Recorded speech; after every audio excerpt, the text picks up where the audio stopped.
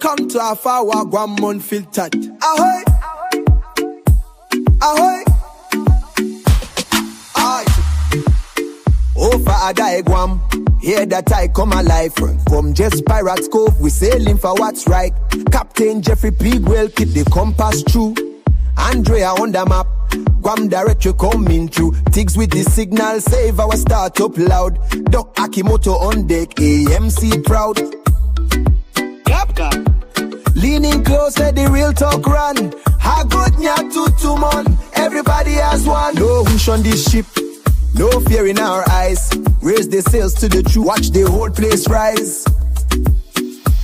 Hafa Hour, Guam Unfiltered. Hafa Hour, Guam Unfiltered. Ahoy, ahoy, sing it unfiltered. Guam sauce for true seeker, yeah, we deliver. Hafa Hour, Guam Unfiltered. Everybody now, Guam Unfiltered. They do to Santa Rita, in Alohan too, Talo Fofo in the reading. This one's for you, Don Farrell in the room, Charlie Hermosa near. We ask real questions, make it crystal clear. Tenorio Calvo, Ada, Camacho names in the race. No banners on this deck, just truth to face. Independent pirate party, stand firm, stand tall. Continue to continue, answer the call. Clap, clap, lean in close, let the real talk run. Hagotnya to 2 months, everybody has one. No hush on the ship, no fear in our eyes. Raise the sails to the truth, watch the whole place rise.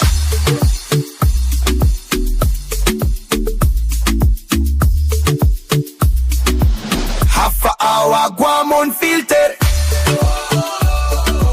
Hafa Hour, Guam Unfiltered. Ahoy, sing it, don't filter it. Guam sauce for true seekers, yeah, we deliver it. Guam Unfiltered. Everybody now, Unfiltered. White ladies bridge when the night wind blow. Truth don't scare when the truth must show. Chief Gadao and Matapang strength we carry on. Sarina in the tide sing, Guam sing along. Continue to continue. Independent pirate party. Hafa Hour, Guam Unfiltered. Hafa Hour, Guam Unfiltered. Ahoy, sing it, don't filter it. Guam sauce for true seekers, yeah, we deliver it. Tune into Hafa Hour, Guam.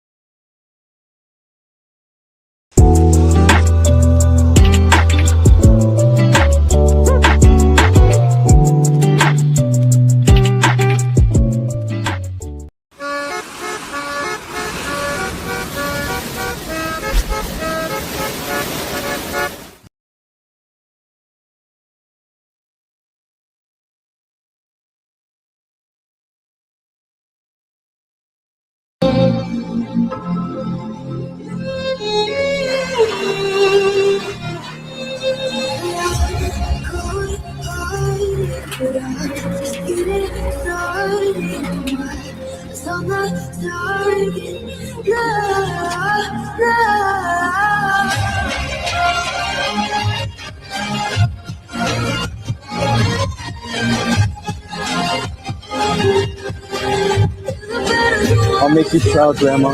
Promise. That's better. Okay, we're done.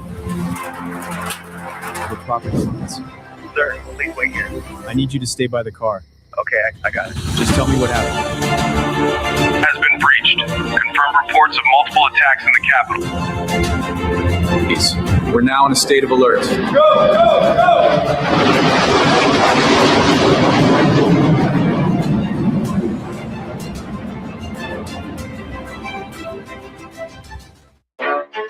You ready?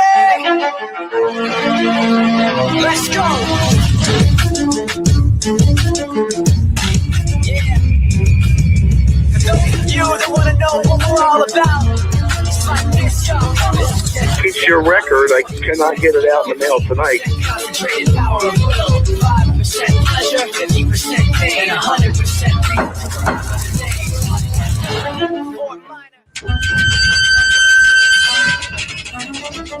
Come on in.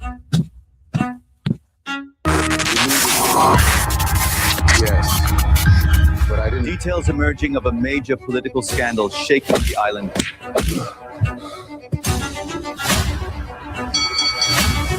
But I didn't expect it here. Where else would it be?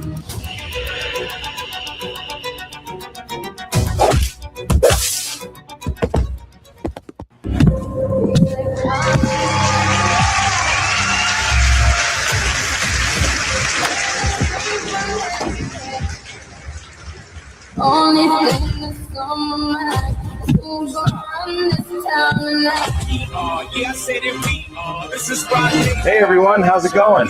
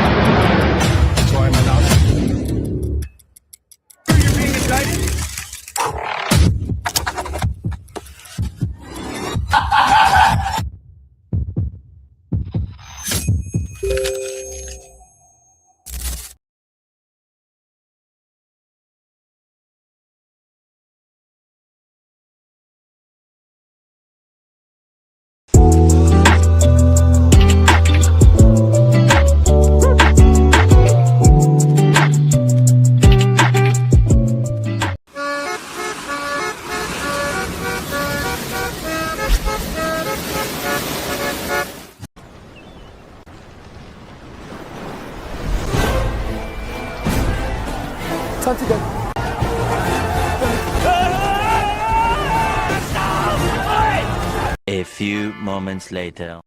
10, 9, 8, 7, 6, 5, 4, 3, 2, 1.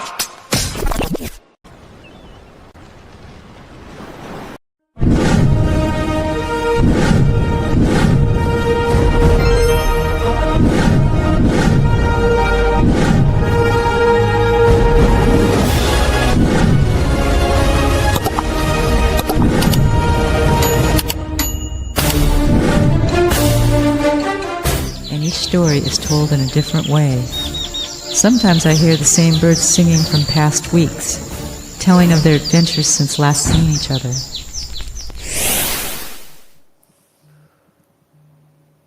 Good morning, everybody. Welcome to the beautiful east coast of Guam, here at Jeff's Pirates Cove in Ipan, Talafofo. Today's date is May 17th. This is episode 42, season 2. And we got a great show lined up for you here. We got Fred Bordallo, and we're gonna start off with Amber and what she has in the gift shop for you. We have Don Farrell's books, CBs and Superforts, and Liberation. We have a few of these left. A few of the CBs and Superforts we still have the Liberation. And the other one, The Brief History of Guam, just a couple left, Yeah, right? just Yeah, a couple. so if you want these books from Don Farrell, please come down soon. Also, what do you got new? We have our magnets. We have a few different designs. These are pirate magnets we've had a lot of requests for. And our newest shirt. This is Yokoi. Now, Yokoi was a straggler who lived up in the jungle above Pirates Cove, way out in Babulo, all over the place for 28 years. He had 9 friends, and he was the last survivor. He was caught in 1972. And we have a commemorative shirt. We have different colors. We have tank tops. Long sleeves and t-shirts. And we've been out of these for a couple of years. People keep requesting them. So now we have them back in stock. Then we have our THAAD missile shirt. Now, this is a popular shirt. You know, the THAAD missiles are all over Guam, protecting us from outside forces. It's an Army unit or maybe a National Guard now, I'm not sure. But they are very much appreciated and needed. And we have the Wanted shirt. This is a new shirt, just came in. Wanted on the back, Pirates Cove center front. And We just restocked on the tie-dye map t-shirts. Now, this is a map that has a Just Pirates Cove logo on it. We've been out of this for a while. We just get in a shipment of these the other day. And we have our Mo Gold honey. Yep, delicious golden Mo Gold honey derived from the chains of love here on the property. We have a limited supply, so come down and check it out. What else you got? Hot sauce. Hot sauce. We have 6 different types of hot sauce. This comes from Edgewater, Florida. Great product. Come down. It's on discount, right? Yes, some flavors are 50% off. And we have barbecue this weekend, so if you're hungry, come down today and enjoy Hanson's delicious mesquite fire barbecue. Okay, thank you, Amber Bach. Okay, Fred, move over here. All right. Get closer to Pirate. Now, this is Fred Bordallo. He's running for senator. He's going to tell you about himself. We want you to keep an open mind. You know we need good candidates. And Fred is invited here to tell you his story. Now, what year were you born? I was born in 1959, Jeff, July 28, 1959. Oh, that was a famous year for Fords, I think. Yeah, 1957, 59, those were big years. Yeah. And what have you been doing? Well, I just recently did a stint 2.5 years as the director of Department of Corrections. And I resigned and I indicated to the governor, you know, because I wanted to focus on my campaign. I believe it wasn't fair to still be managing Department of Corrections. The troops there, fine people at Department of Corrections. They're very devoted and committed to keeping our island safe, keeping the inmates safe, and running the rehabilitation programs. So I did that again since 2023. How many inmates do you have there? There's about 900, I believe, and 30 inmates. 500 of them are the pretrial. They're the highest population. The other ones are sentenced and convicted, trying to do time. So how much room do you have there? You know, it's overcrowded. I always, you know, they said it's an overcrowded prison. Well, first of all, I told Charlie Hermosa this also on the radio program, that really what's overcrowded is the detention center down over in Agania. It was meant for 132, but now you have over 200 down there. So the Manila prison, really meant for convicted inmates and for rehabilitation programs, is being used by law. It says may be used as an overflow. So they're bringing these pretrial inmates up to the prison and housing them in 4 dome tents that were supposed to be temporary, but that was over 20 years ago, those dome tents. So hasn't there been a plan since like the year 2000 to build a new prison? There was a 2021 facility master plan, and I looked at it, and part of what was in the provisions of that plan was to procure 3 homes and expand the boundary of the Department of Corrections prison in Manila. And I found that disturbing because there was no indication that any of the residents of Manila, the homeowners, were going to be informed that their house could be procured, and they even actually used the word eminent domain also. Condemned and taken over by the government? Yes, and then they were also planning in that 21 master facility plan, they were going to demolish a post 5, which is almost like post 6. These are disciplinary segregation inmates. And demolishing that, to replace that would be a parking lot for the construction workers. And then there was no indication of how they would move over 60 of those high-risk, violent inmates into other areas of the prison. And then they were going to demolish the minimum amount, 24, post 24, and move them to the RSAT, which is the residential substance treatment area that Guam Behavioral. And there was no indication, communications, what are you going to do to that program? I mean, if you're going to close that down, suspend it while construction's going on, there's no drug treatment going on, and that's an essential portion of the rehabilitation process up there in Manila. And then they had another area, another part of the plan that they were going to close the Hagana detention and move all those pretrial detainees and just make the prison a 1,000-bed facility, a combination of a jail, prison, which is never done in the States. There's no such thing, and I worked in corrections in the military. I worked in a brig. We don't close the brigs down and move everyone up to Fort Leavenworth, where the prison is at, for those that have been convicted. So there was just some problems with that plan, and when I approached the governor and indicated that, with her support, she said, start a prison task force, and part of that was to look at changes of that master plan, and the focus now is on the tent domes, you know, to actually construct a 500 capacity permanent facility there, and then the pre-trial, the conversation is we would be having discussions with federal officials with potential movement of those pre-trial detainees away from Manila, so that there are two different missions that can be carried on: the pre-trial detainees and the convicted inmates up there in Manila. So is there a reason we just can't find the GovGuam property and build a new prison from scratch?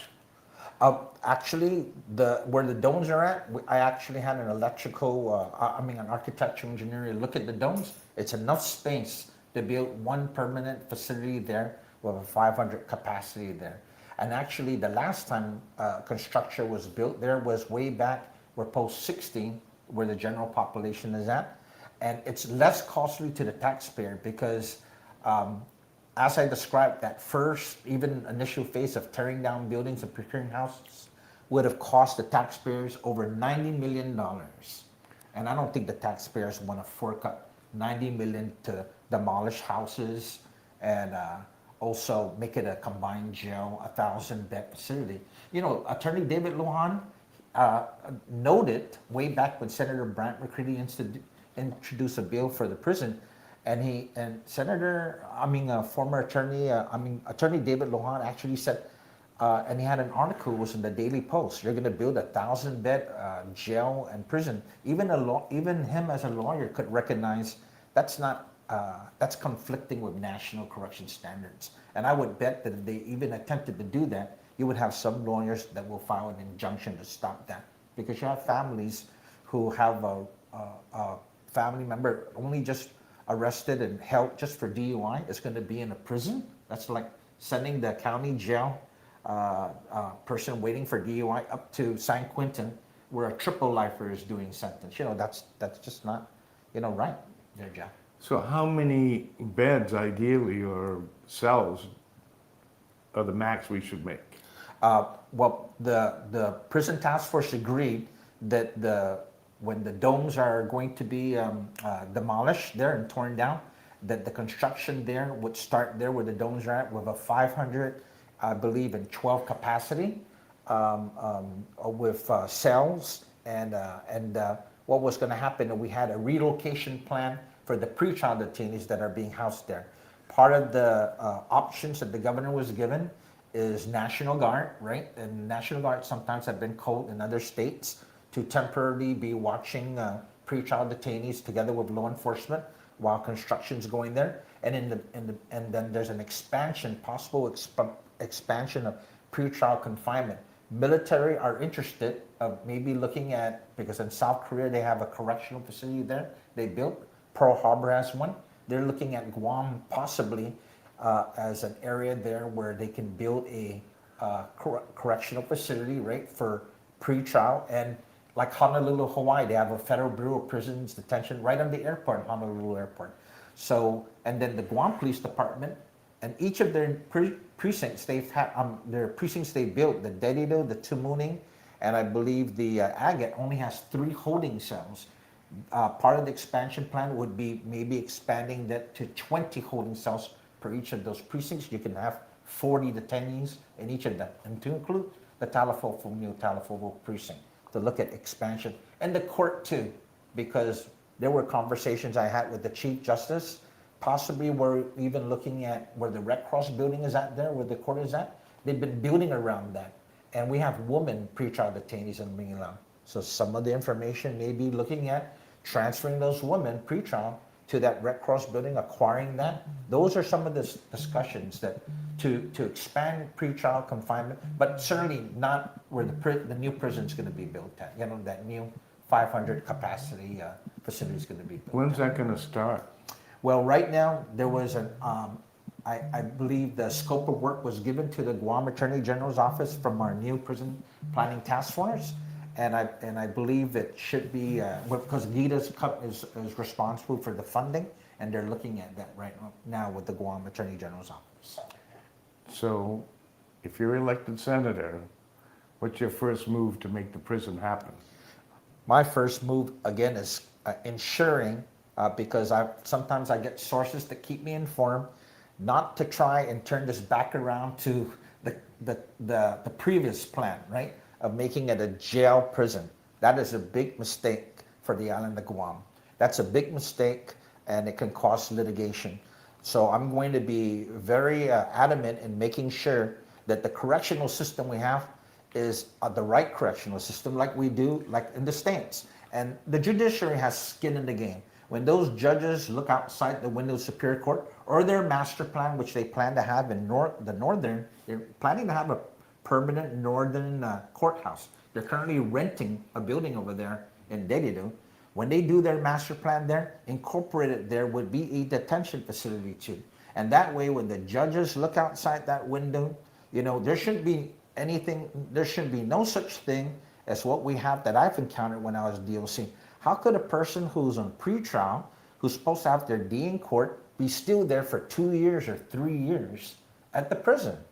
That sounds like they've been sentenced already, and they haven't. They've just been Well, is it convicted. the lawyers keeping them out of court for some reason, or why are they there? The individuals who are part of this that can really be part of this pretrial are going to be the Guam Office of Attorney General. So whoever's the next elected Attorney General, if it's the same one or whatever, they have a part of it. The Public Defender's Office and the defense attorneys who have been, you know, because I mean, believe me, even my case social workers have said that some of these pretrial that have been moved up to me, you know, have been told they haven't even seen a lawyer, you know, and that's disturbing because, you know, the Guam bar, right? These are professionals, right? And these individuals need representation.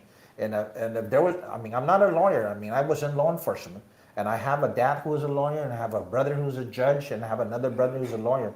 But if I was a lawyer and I had a client, and I knew that they were magistrated, and it's not out of sight, out of mind, I would be checking up to make sure that we get them as fast as possible for their adjudication process. It shouldn't take 3 years for individual in pretrial to be still up there, and then you hear the time credit or time served. But what happens if they're found innocent? All that lost of not being with their family for 3 years, and they're acquitted from the charges. It's a tough situation now. Yes. ICE is the biggest problem right now. Yes. What happens to somebody when they're arrested for ICE? Believe me, this is what I'm hearing, and we see in the paper. We see in the paper that the Guam police have booked and confined an individual with an ice pipe, okay? I served in the Guam Police Department for 29 years, right? And I was in narcotics. I did a stint in narcotics. When they call me up and they tell me, hey, we got an individual who's caught with an ice pipe, I tell the patrol officers, I send my agents down. We want this person. We don't believe they're in the high-level drug trafficking. They're just a user who's addicted to the drug. So we call Guam Behavioral, and we have an intervention team come in there. And we bring the guy to our office and we say, listen, you know, you're a user, but you have someone who's been feeding you this poison, right? We're interested in that person. We want to take that person out of business. So what we would do is, instead of book and confine the person, we would say, here's the thing. You're going to be booked and released, but you have behavioral individuals who are going to ensure you're in this drug treatment plan. But at the same time, we're really interested in the individual who's been dealing this poison, right? And it's a combination of me, when I was head of the task force working with federal law enforcement, DEA, federal customs, and we had a real good relationship and coordination, and we put a lot of drug traffickers out. And a lot of the users that were arrested some of them got cleaned up. And that's the magic there, is that you can, the war nights during Governor Gutierrez, First Lady Jerry Gutierrez, you had your education, say no to drugs in the schools, which is one strategy. The second is enforcement, which, okay, you're gonna go and it's gonna be sometimes asset forfeiture, you know? You're gonna take these drug traffickers' things and you're gonna get the money from that, sell those assets to some law enforcement, but the rest should go to drug substance abuse treatment centers, right? And that's the third aspect, is substance abuse. The Lighthouse Recovery, Jeff, is overfilled in TGen. We need more substance abuse house recovery areas, one representing for the South, one in the North, because there are a lot of users who need that help, and they can't afford to fly out island and go to substance abuse treatment off island. So part of my platform also is really looking at the treatment of substance abuse too. That all this intertwines with when we can deal with the security, then the prosperity portion is they can get back to becoming productive citizens, get back into the workforce, and contribute to Guam. Well, I kind of have the feeling if you don't keep the person away from the drugs, they're going to find a way to get it. And then, like you say, you want to catch the person who's responsible for selling the drugs. Does that happen? Yes, there are some cooperation. There's some big cases, and you know, sometimes both a combination of federal, well, it gets adopted from the local when we come up with some big, seizures, right? At the post office, or let's say it happens at the port. If there is a big seizure at the port, the feds will want to adopt that case, right? Because now that person will face harder time when it goes off island. But the thing about it is, even just but what we're talking about is the difference between what do you accomplish when you have 50 individuals arrested for a ice pipe, you know? There's nothing being accomplished from there. You know, if they're not following up and bringing them with behavioral health and looking at who's sourcing that individual. Where's the intelligence there? When I became director of the prison, I actually established an intelligence unit. There was no intelligence unit established for the prison. So we can find out who's dealing even within the prison. Some of that panned out to some federal cases right now. Some of it panned out some local cases where there was some drug trafficking in the prison. Well, that's what we hear a lot of lately, that there are incidences where drugs are being dealt in the prison, and hopefully we deal with it. I mean, we stop it, but you know, it takes a lot of manpower, a lot of enforcement, and I think a lot of science and all this dealing with people that are addicted to ice, and I have friends that have that problem. Yeah. They need close attention. Yeah. And I don't think that the government is spending enough to give them that attention. Yeah. Do you? No, there's more resources that we really need for, in spending. I mean, some people may think, well, you know, it's a lost cause. No, I think I'm optimistic that the government allocates money the right way, then, and especially when it comes to substance abuse, we can see this change and turnover. I'm optimistic in that. And that's why even when I decided to run for senator, you know, a little bit about myself. You know, I was raised up in Agana Heights, and then I'm the second oldest of 11. Again, all of us, my dad was a lawyer, my mom was a nurse, but she raised us up to prepare so we can be contributing members to our community. And one of the things they emphasized was education or training. If you're not going to go to college, then get some vocational training. That's why two of my brothers are electricians, you know, got into high voltage. And then some became teachers. And then I joined the military, the Marine Corps, and I was in corrections. That was my field. And then I left as a recruiter. But when I came back, I used my GI Bill to go to school, to join the Guam Police Department in '86. I worked for Jim Miles, private sector security, so I knew a little bit about Gibson's. Gibson's, yeah. But the biggest thing about joining the Guam Police Department is the leaders there allowed us to not only just do police work, but go to school, take some classes, right, and invest in ourselves. So I'm a product of the Doc Sanchez program. I got my bachelor's in public administration, my master's in public administration over at the University of Guam. I got a master's in the University of Oklahoma in human relations because I wanted to understand the human condition. And then I was accepted by the Naval Postgraduate School in Monterey, California, the Homeland Security program there when I was chief of police. And I actually attended, I'm the only candidate out of all the candidates running that have graduated from the FBI, the Federal Bureau of Investigation's Leadership Executive School. And then, of course, the Asia Pacific Center for Security Studies. And, you know, I've always been taught, and the Marines teach this, is that if you're going to go for a particular job, you better prepare for it, because when we face federal officials trying to lobby for assistance, they want to look at us and says, where's this person's background? They do intel on us, and they find out, how is this guy a STU president of a high school only who's running for senator? No. This guy is a very experienced individual, both education, training, and had senior positions in the government. So they're not going to pull the wool over me when we come over and we have a conversation across the table there, Jeff. Very nice, very nice. It's good to hear that we have people running like you that can probably identify the big problems and work through the politics. That's the big problem too, right? Is the politics to get anything done to completion, right? That's correct, because you're gonna sometimes individuals have this agenda, and you know, even rising up to the ranks as a police officer one, as a sergeant, as a lieutenant, as a captain, you know, and then being appointed by Governor Eddie Cabell in the Republican administration as a chief of police, and then with Governor Liu as the director of veterans, and then DOC. And that was my first opportunity to be in a political position. But there's this book that I read that said, what is a politician, you know? And it's someone who's been elected to office. A number of us candidates never been elected to office, so we're aspiring politicians, Jeff. No, you know? I always wonder in my mind, what does the word politician mean? Yeah.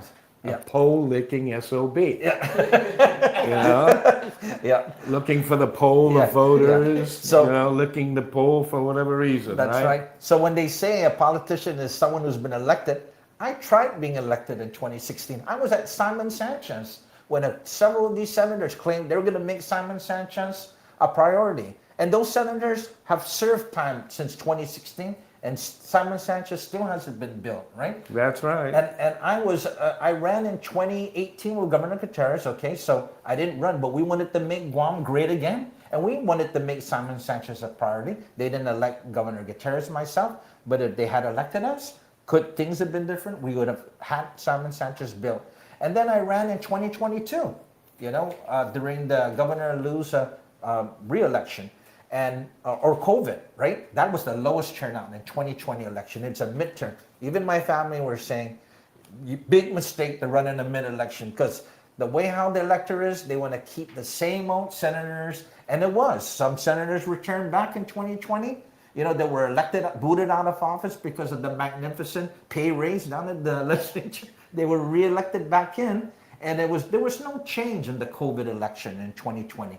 2022 I ran, and I didn't make it also, you know. So but this would be my fourth time, Jeff, of running for office. And I think the people of Guam, I think they look at how President George W. Bush indicated, fool me once, shame on you, fool me twice, shame on me, you know, or something like that, right? You know. Well, I'm glad you're persistent, you know. You seem like the type of person we need in there, you know.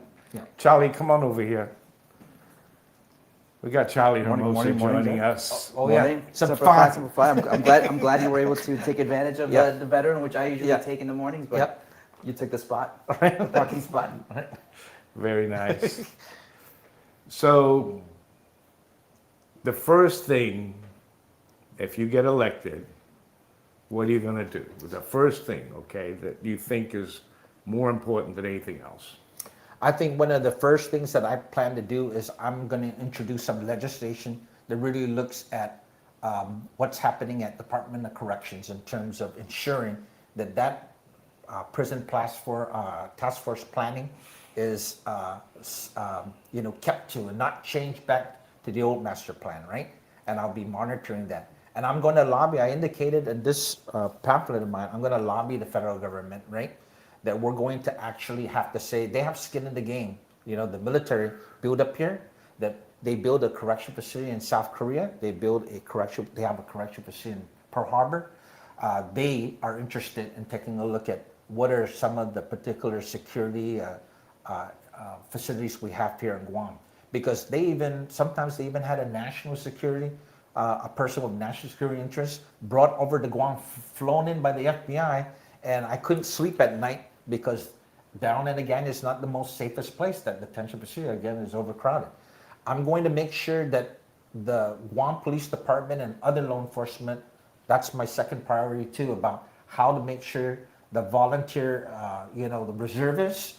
I was known for that as chief of police. I recruited over 100 some reservists, right? I think that's a good idea. The Guam I Police think Department, that reservists are needed Yeah. to supplement, the low numbers that we have on the police force right now. Yeah, because you have Army Reserve, Navy Reserve, Marine Corps Reserve, Air Force Reserve, Air Guard, National Guard. The Guam Police Reserve, when I became chief of police, I recruited over 100 of them. They're community members. Some of them gone off to going into management positions at security companies or a career in law enforcement, both federal and local. And that's the seat right there, right? I did the first corrections reserve in Department of Corrections when I was Director of Corrections. Also credit to former defunto Peter Terlahi. He's the one who came up with the legislation to make sure Department of Corrections had a reserve component. There are some agencies don't have a reserve component. That's Guam Customs, that's the Port Authority. Airport has a reserve. So I'm going to look at these law enforcement agencies and say, hey, you need to augment, especially Guam Police Department, right? You need to augment your force. And if you're not doing it, every time in the budget, they always ask them about their full-time, but they never ask you. The current chairman of the public safety now and the previous one never asked any of these law enforcement directors, what's your status with your reserve component, right? That should be a thing to focus on, because if that chief of any or a director of any of those law enforcement says, we didn't expect to be asked about our reserve component. Well, aren't they manpower? And that will show they're not doing enough. The last assignment I had in the Marines was recruiting, and believe me, Charlie knows that a general can walk into my recruiting office and says, "Are you recruiting everyone?" And they don't say just full-time Marines. Are you recruiting in your reserve? Are you recruiting in your officer quartet, right? You need to recruit every single, every facet covered when it comes to recruiting. And for that, you and I, we've had a lot of conversations throughout the years, but as you're going into a different realm, right? Yeah. And I think that you definitely bring a lot of experience behind you. Obviously, your platform is going to be based behind law enforcement with your background, and which is great. Yeah. Which I think, with everything that we do here, the safety and security of our people, our tourists, is always going to be number one. If the tourists don't feel like it's safe to come to Guam, they're not going to come to Guam. That's right. So I think if we can promote the fact that we're the safest, island, everything else, it's going to go a long way. It kind of touches every single, it's going to touch tourism. Yeah. If companies want to set up shop here, but if they feel that they're going to get robbed, in the middle of the night, they're going to be like, we're going to have to do something. Or if we spend more money on security and all these crazy things that we need to do in order to be safe, I think it really touches on everything. But I have two questions. One is, and not being on the inside, and you have, is, I know we talked, and Jeff was asking, what are you going to do when you get into office? But my question has always been is, why can't we execute, obviously from a policy perspective is, you can set policy, you can table it and it goes through a process, but it's going to take a couple of months and maybe a year before anything gets passed, right? What are some of the things that you think can be done, like you get sworn in day one, enact in a way that it can really, we can really see an impact on things changing, because with the jails being overcrowded, like for example, I know that there was a potential deal to do something with the DOC in the CNMI, co-share, because they have a, I don't want to say a beautiful facility. I don't want to make it sound like it's a hotel. But they really have a state-of-the-art facility in Saipan. Kitchen, full kitchen. I mean, and I think there was in discussions about being able to co-share that and bring some of our not so high-level criminals over there. Yeah. But there was discussions of that. I mean, that could have been done really fast. Yeah. And then the execution and other things that you think that the director would need that you saw was not happening. Now, I'm not trying to put you on the spot about whether it was the administration, procurement, but like in a general perspective, are there some things that you can enact from day one that will help support, the mission of DOC? Things like saying writing a MOU with Saipan. I mean, that's fast. Yeah. Well, with the Saipan, that dealt with those that were convicted, and Saipan were a little bit spooked. They didn't want the violent criminals there, right? The violent convicted ones. The problem we're having at DOC is not an overpopulation of convicted ones. It's the pre-trial population of over 500. So we have, and the news has reported, of course, Guam has the highest pre-trial, right? I mean, if you're not finding a way, and I said this before, I think I've said it in your show before, if you don't have a drain in your bathtub and that water keeps going out, it's going to overflow, right? You need that drain. So that's why you need individuals sometimes on pretrial release, aggressive community supervision. So my parole division has that, and the court has their probation officers.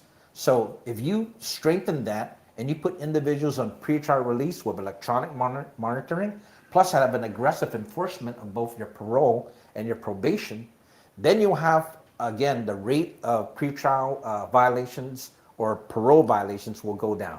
But great. Yeah. So can we do it day one? Yes, of course. Okay. Definitely. Okay. I mean, I mean, and this is something where the people really want to see. I was just driving down here, and one of the discussions that I was having was, what impact has happened? Like, because everybody's looking for change, right? And that's one of the reasons why Jeff and I wanted to run. And the other part is the second question is in regards to the law enforcement police department. So we have multiple, we have port police, airport police, we have GPD. Yeah.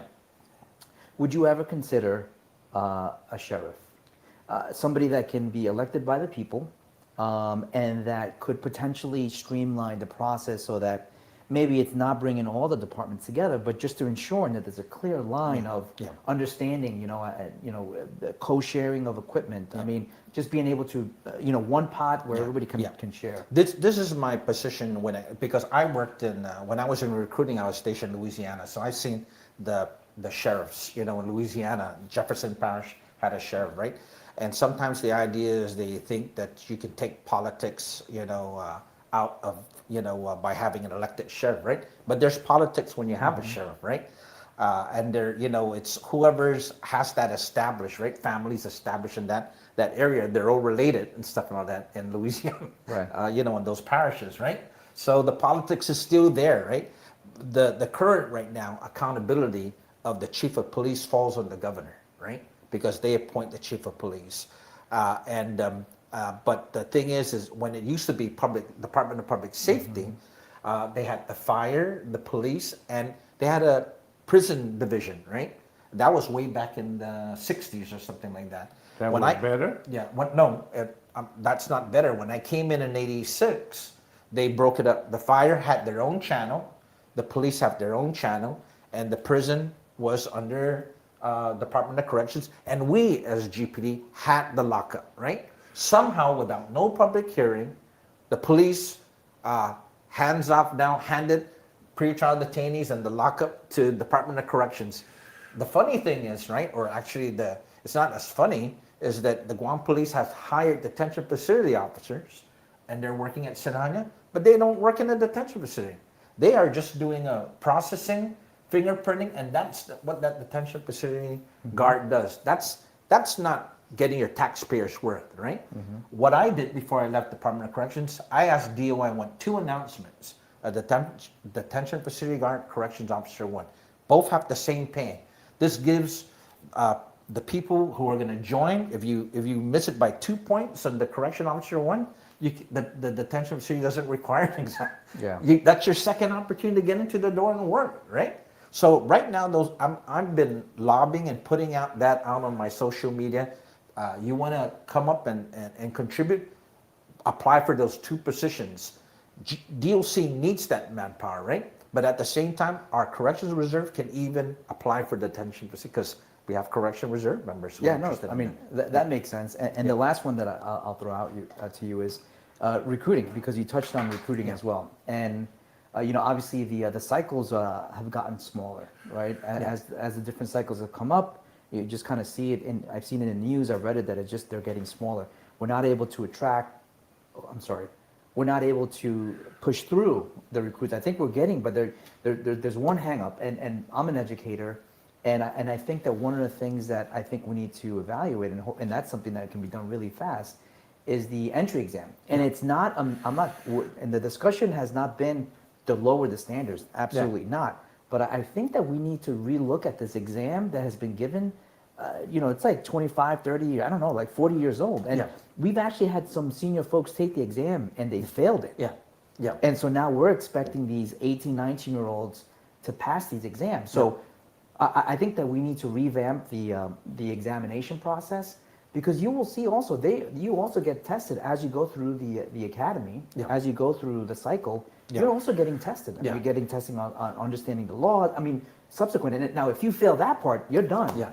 But if this exam is outdated, which is like 30, 40 years old, and you can't even pass, you can't even twist the doorknob. What Charlie, the area that I'm going to focus on too, as a senator, is I want to look at this Peace Officer Standards and Training Commission, right?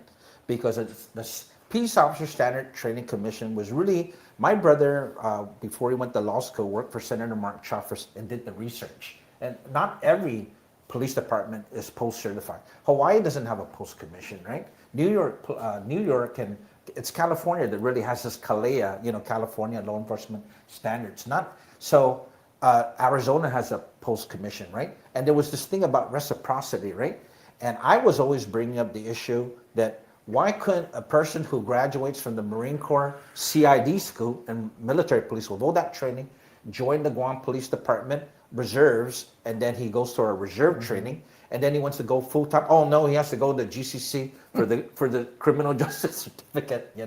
They did that to one reserve officer that I had trained, who had a bachelor's degree in criminal justice from Chaminade University, right? They didn't go to the criminal justice certificate program at GCC, So this post commission is the area that I want to focus on, to say, how many have you been certified? How many reciprocity have you gone to off-island people? Because our Guam officers, when they go to Seattle, Washington, and want to be a police officer there, that was the sale of that post commission. But there are some issues that need to be corrected in that. That's an area that I want to look at, because that ties down in recruiting too. Especially when my corrections officers, the 8 that I picked up just before I left, it would take them 8 to 9 months to be a corrections, to be graduated with that apprenticeship course in GCC. The detention facility officers, I can train them in 6 to 8 weeks. And someone said, well, that's too short. Well, guess what? When I was in the Marines, they sent me to former Clan only 4 weeks, and then he sent me to the work. If the military can do that, I think the island can do that too in a 6 to 8 weeks. Yeah, no, absolutely. And the other discussions that have been happening is in regards to, obviously body cams, but technology being used within the force. That's true. But one of the things that I was thinking about was, we're short 100 GPD officers, 100 plus GPD officers, right? And we hear about the cases going in front, and so these police officers, whether they're new or they've been there for several years, they get bogged down with ensuring that they're writing the reports, making sure that one word could change the fate of this individual that was arrested. The judge can say, hey, this report is all done completely wrong. The case is thrown out. I mean, so one of the things that I've been hearing from the force is the fact that they get bogged down with administrative stuff. So there's a lot of what they call the cross over, where the shifts comes in, and one shift kind of turns over to the other, and before you know it, they're doing admin stuff before they even go out and patrol. I spent 29 years in the Guam Police Department as a patrol officer, and I'll tell you this, that the time where Guam Police lost the most officers was when they thought it's a good idea to start downsizing GPD and come with an early retirement program. And that was in 2000, right? we lost over 80 officers, right, on a early out program. GPD couldn't had 400 some at the time, right? But we lost over 80 some officers, management. I mean, it just cut the top enchilada. I had to underfill. I was a sergeant doing a lieutenant's job, and then all of a sudden we had to play catch up. When later on, fast forward in 2011, when Governor Cove appointed me, I brought the reserves in. I was hiring even full time, and then I left my predecessor as soon as I left with 345 officers, and that was in 2015. In 2019, when Chief Ignacio took over, he had 274. 345 minus 274 is about 60 officers that left. How can 60 officers leave in 3.5 years? You're supposed to press the panic button and tell the governor, hey, we went below 300 and went to 200. So Chief Ignacio from 2019 has been trying to play catch up, right? The strategy that this administration had when they got elected, of course, they beat Governor Gutierrez and me when we ran against them. Their strategy that they had was they were going to do a reserve program for the Guam Police Department, right? That hasn't kicked off for one reason or another. We haven't seen a large recruitment of Guam Police reserve recruitment, right? And you don't see it in any budget hearing for any of the ones who had the budget hearings of the Guam Police Department, nor do you see it being discussed, as I said, on the other law enforcement agencies. And that has to be a conversation that has to happen. As a senator, because I have that experience. I come with that experience. I'm not going to be fooled when I have the director in front of me, what administration it's going to be at, and saying, I'm going to see your full-time. I want to see what your reserve recruitment is. Just like when a military commander goes up or they come up before Congress, they're told, how is not only your full-time force, but how is your guard and reserve components? What can you do to reduce the admin work that these police officers have to do? You know, AI is big right now. I mean, you know, an AI has the capability to, and there's systems that can be constructed specifically for the police department that can lessen the workload, administrative workload for these police officers. Because we want them to be out. Yeah, sometimes the decisions, there have been decisions where they say, do you really have to handle a car crash in a parking lot? Or could that be, you know, handled at the insurance level, right? And that way police doesn't have to respond to, you know, anything that happened in a parking lot is just a fender bender or something like that. That's one task that the officer doesn't have to be bothered by that. But I've actually had a manager, you know, a officer came to me and told me that in the beginning, when, to the credit for Frank Zazaki, he brought in this automated, you know, LERMS, Law Enforcement Records Management System, right? And officer said to me, it's taking us too long to do our reports. And I said, so what are you suggesting? He goes, can we do away with the computers and go back to pen and using the pen and do our reports pen writing? I go, no, type faster. Yeah, no, but even now, I mean, with the systems, I mean, with the AI, you can talk, and I think that's the answer, really, is the body cams, being able to talk and making sure it's what you said, and then there's your report, right? No, exactly. I mean, you can talk into it, you can record it, the body cam can be used as well.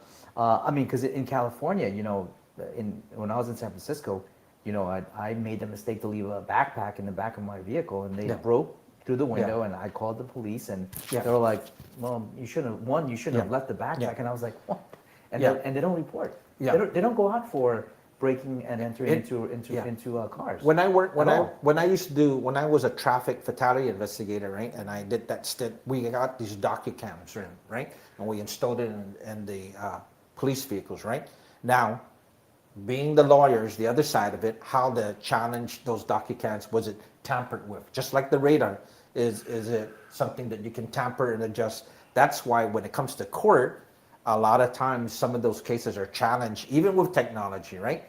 And if the officers can't explain it, or all of a sudden that you know, just one shot of a doubt, the case gets dropped quickly.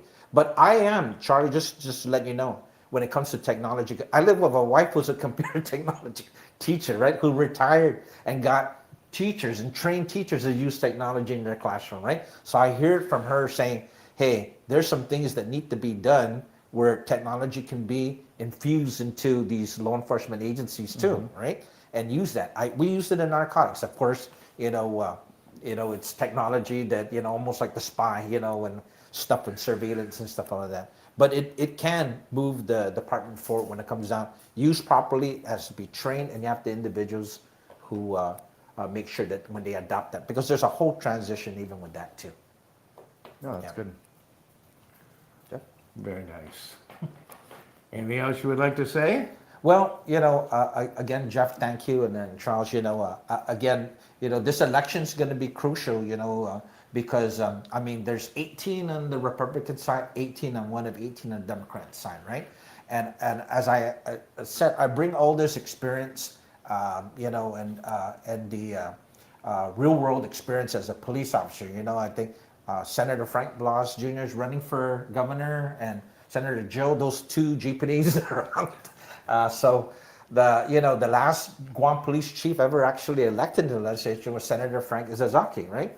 And I think that if the people of Guam give me an opportunity and actually vote me in, to serve in the 39th Guam legislature, I'm going to do my best. I'll tell you this, and I'm going to bring this experience, and I'm going to leverage what I had in the Guam Police Department and the Department of Corrections and the people that I've met to make sure that we can move forward, improving public safety, improving the security and safety. The prosperity piece of this, and that's why I said prosperity for the people, is because I also want to ensure that we take care of the issues that I'm hearing out in the campaign trail from people who says, where can we get workforce development? Where can we get how can we make college more affordable or the trades more affordable? How can we get jobs? How can we the reducing of the fuel prices and stuff and all that, and the cost of government reduced? How can we help our small businesses too, right? That's also the conservative side of me that says, hey, we don't want to tax to hell, and we don't want to make fees so big that we're putting small business out of commission, because even my brothers are small. I want you to consider, when you're in there, that the government of Guam is not serving the people of Guam correctly. Actually, we, the business people, the taxpayer, we are serving the government. We're giving them the money, and what are they doing? They're giving raise increases, they're giving more status to people that haven't really accomplished that much, and it's taking away from the people that have to stay here and live here. A lot of people are leaving. A lot of situations that we should be working on, like the food chain, growing food on Guam, and having a fishing industry, and thinking outside the box, and quit depending on everybody else. And everybody says, well, how do we stop these things? Well, we stop doing what's being done so far, the status quo. We stop the people that are making the decisions from getting away with making bad decisions. And we need to complain. And that's why Charlie and I ran, and that's why you're running. We want to make this island better for our grandchildren and everybody else that wants to live here. And I think that's the priority. But if we hire these people that are just flashy talkers and fly their way into office and do nothing, then we're in trouble. And it's credentials too. I go to the dentist and I look at the wall. Is this person? What's the experience? Education. Experience shapes. Education validates, right? And I'm validated by the education credentials I have, because some of the courses in public administration I've been putting in my social media. How does public administration, how did that shape me to prepare me for a political position, I'll tell you this, the macroeconomics and microeconomic courses I took is the kind of thing that we're hitting on when it comes down. How's that policymaker even make a law like that or legislation without looking at the macroeconomic impact of that, or the microeconomic impact on it on the business? But also when you're talking to the voters as well, Fred, is the once you get to the general, right, that's when you can cross party lines, and you right. So I think that I would probably grade you as somebody that works with both sides. That's right. And I think that's one of the things that voters want to see is that whoever gets into Adelup, right, to be able to have that working, to be able to get things done. And I think that politics get in the way sometimes, and egos get in the way, and you could see it happening every time you turn on a hearing, and they're kind of battling against the governor's battling against the 38th, and it's like, and at the end of the day, nothing gets done. Yeah, and I think also, just by looking at that, right? So how do we get at that? Of course, we hear that, okay, maybe one of the solutions, of course, is they say, okay, let's take a look at electing individuals, right, who understand that you're going to get into that political battle, understand what policy and the difference between the two, the art of the possible, right, and taking a look at that, right, and if you have candidates that in there that don't understand the politics, they think it's just a kindergarten, get out of my sandpit or and that's not the mentality we need. We need individuals, and I'm saying I'm that person, right? I'm throwing my hat in the ring here because I've been in the political arena as a police officer rising up, right? There's office politics there in that profession of policing, right? The power and the badge and everything too, right? And rising up. But I worked for two administrations, a Republican administration, Democrat. I worked both sides. And I think I have that ability, I'm confident, to meet with each of the candidates that win or with me in the Senate and says, now the party politics is over with. Let's get what's in the best interest of the people of Guam and work with the incoming administration too. No, and going back to your point on the small business, and it goes back to the security. I think that, just last week we had Clutch Entertainment. They broke into their facility, stole very expensive equipment. A lot of stuff, a lot of, I think almost 30,000. And those, and that group. I mean, they're young and they've been building that up, and it's really unfortunate that happens. But from a small business, safety and security is always going to be a huge part. And if we can keep our vehicles in the back in the parking lot and nothing's going to happen, that's good with individuals. But at the same time, Jeff and I, when we talked about one of some of the things that we're going to look at in the platform is rehab, right? Because I think everybody does deserve a second chance. That's right. We're not all perfect. Yeah. And on the veteran side, that's one of the things that we've been trying to work on hard is that for those veterans that are coming back from combat or just the military as a whole. Yeah. Is how do we reintegrate them back into society for them to be very productive, use them with their skill sets.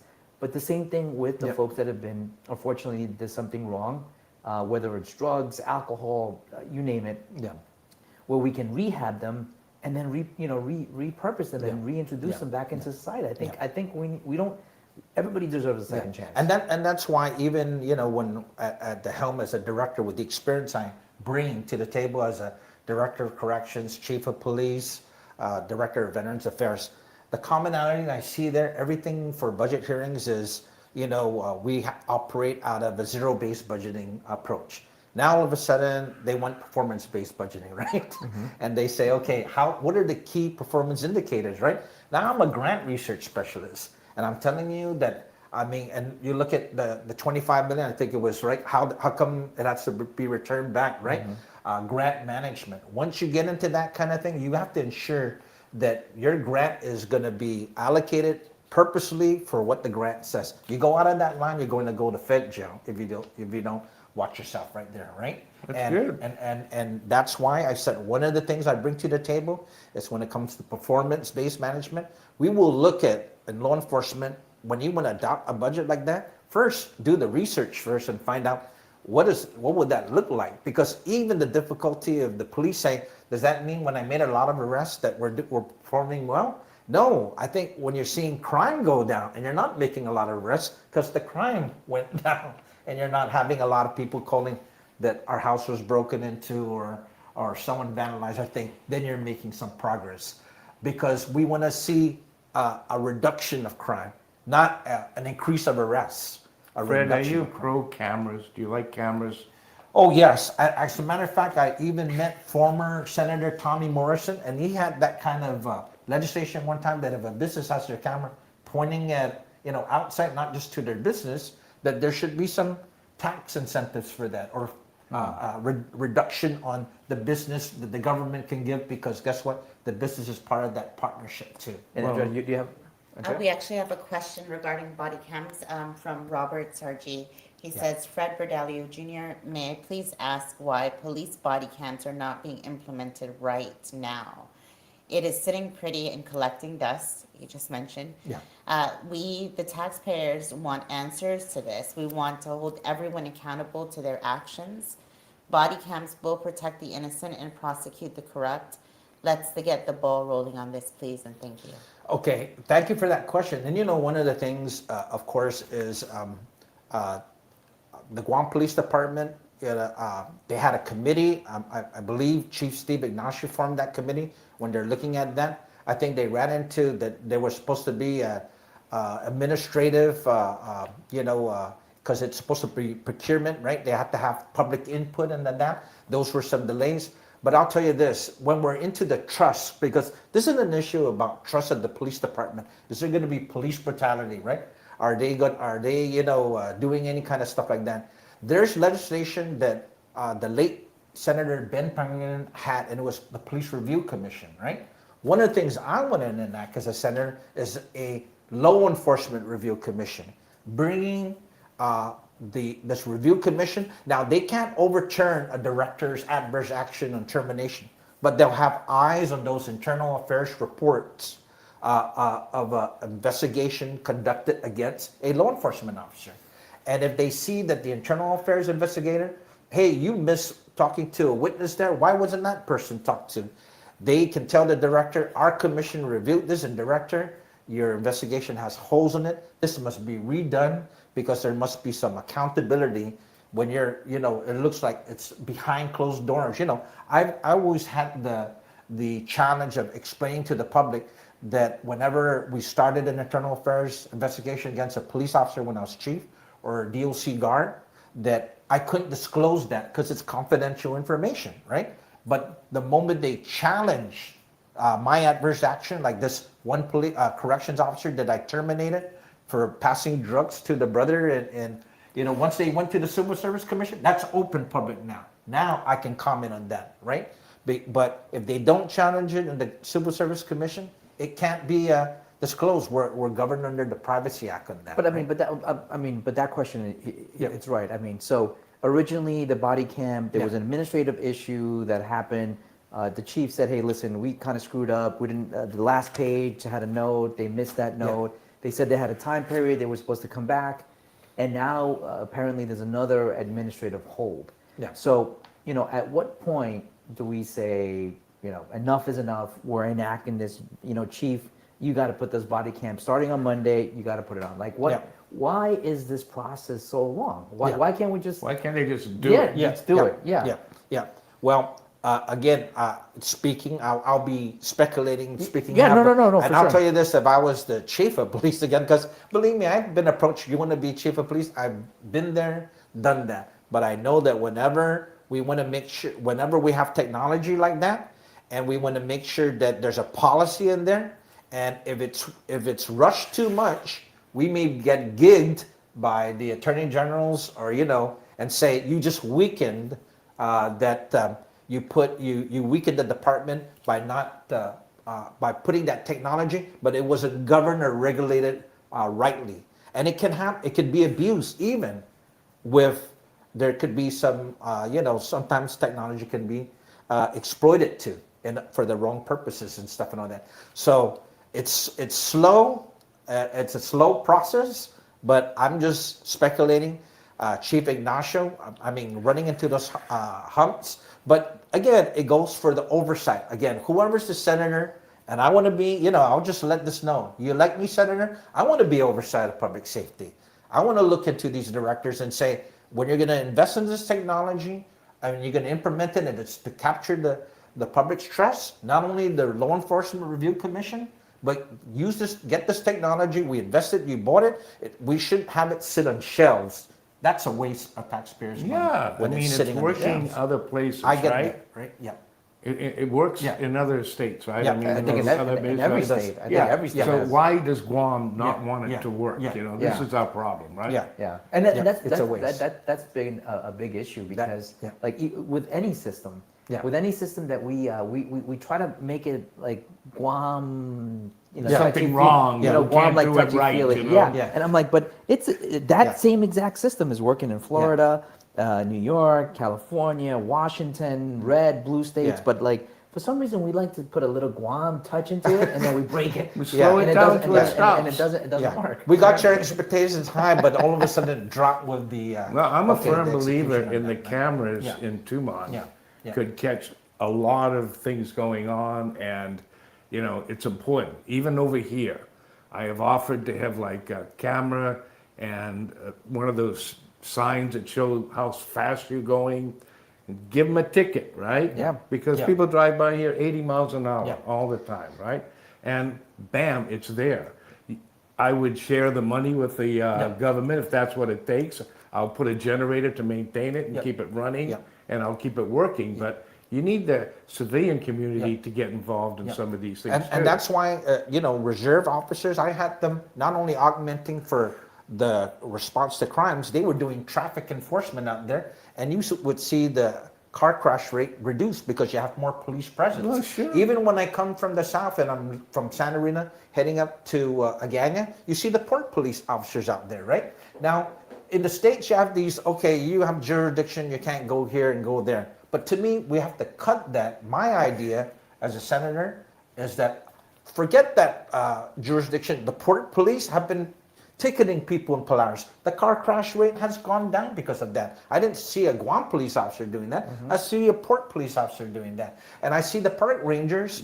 I don't agree with stay in the parks and don't go outside the park and give a ticket when you see a drag racer out there in Marine Corps Drive. No, have that park ranger expand that jurisdiction and go out there. He's a peace officer anyways. I like to see the federal officers give tickets to civilians too, because they're all over the place. Yeah, and I don't know if you talked about this, Jeff, earlier, but I know we were talking about the jail system. And somebody who I follow is the president of El Salvador, Bukele. Yeah. I don't know if you've been following the president of El Salvador. Oh, no. But he created this detention facility, and he rounded up all the MS-13 gang members from the. It went from the worst unsafe, like the number one unsafe country in the world, to the number one safest country. Now they have Google that moved in. You go to the beaches. People are able to go out into the markets. I mean, it is absolutely night and day. It's always been said, you know, as far as drugs being in our communities, we know where a lot of these crimes are being committed. Is there something else that we need to do that we can take an aggressive approach to be able to get these, gangs and criminals really, off our streets? Well, again, one of the real good aggressive and most gets the biggest results is what we call asset forfeiture procedures, right? And the federal has that asset forfeiture procedure. But there was some local asset forfeiture law, right? But it hasn't really fully been materialized, right? I think I want to look at that local, because when you have law enforcement agencies like corrections, we see something like that, we should get a portion of that goes into a federal case. Correction should have a little bit of the proceeds of that asset forfeiture, right? Yeah, should be Especially shared. the leads, right? But what happens is we don't have that here. No, we have asset forfeiture. But what happens? It ends up the police get it and the DEA get it and the ones who adopted it. But corrections, it started out from a correction seizure, right? So those kind of things are not fair, right? That's why I'm saying with it, I bring a perspective of understanding how the corrections officers feel when they seized that drug, and then GPD was called, they took it, and went to DEA, the federal adopted, and then there's going to be some asset forfeiture proceedings. DOC gets a portion of it because we opened the case first. No, I think everybody should get a fair share, you know? Yeah, absolutely. Especially if you're the ones who pulled the strings and made it happen, like that. No, and I remember I used to manage a warehouse where the U.S. Marshals used to bring in these assets. Yeah. There's a lot of big money involved. Big money. Big money. Which is another area too of our court marshals right now. they do court security, right? But they're under the judiciary, right? Now, the U.S. Marshals under the executive branch. I've had some marshals approach me. They don't want to be named, right? But they said, would you consider, the marshals over at the courts and them being in an executive function, right? Because when a court marshal is executing a warrant, they come across crystal meth, all of a sudden they call GPD and, oh wait, that same marshal was the one who guards the judge, right? So there's a little bit of, he's going to sit on the prosecution side, and someone's going to say, hey, wait a minute, that's the same judge's security. So there's some work also needed in reforms at the judicial area, right? About what all these marshals are doing. Sometimes we get a call, my corrections officers get a call, the person is guarded by the marshals because they went over to the court and got sick while they were at court. And then all of a sudden they call, bring them, have them relieved, have those marshals relieved by the DOC officers. And we're very short when you pull them away. So there has to be some fairness too. Those are some of the things I want to look at too. Yeah, and then the last thing, I mean, how come you don't have any Marine Corps pictures in your... Well, come on. Come on, you gotta... I'll tell you this. Here's my Marine Corps picture right there as a sergeant. That's a Marine Corps picture. Oh yeah, there it is. Yeah, there it is. Thank you. I missed that. So my sergeant. Wow, look at you. And I was with again. There's 9 brothers and 2 sisters. You got a big family, man. Yeah, big family. And when we go around the kitchen table, right? And my dad was a lawyer and my mom's a nurse. I can hear the conversation. My dad said.